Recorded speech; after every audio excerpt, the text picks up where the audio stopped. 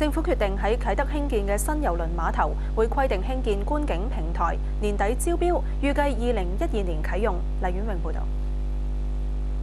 啟德郵輪碼頭會喺年底公開招標，投標者過去3年要有營運郵輪碼頭嘅經驗，每年客運量要達到20萬。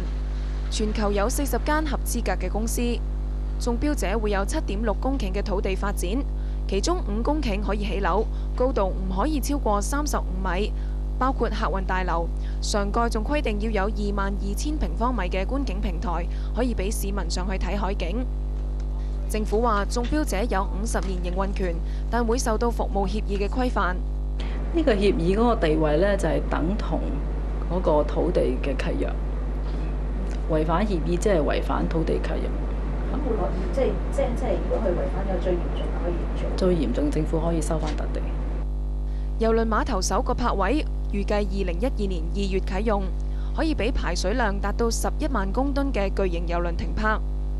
由於海底有煤氣管需要改道，第2個巨型郵輪碼頭泊位要喺2015年之後先可以用，但之前就可以同時容納一大一細或者3隻小型郵輪同時喺度停泊。有線電視記者黎婉榮報導。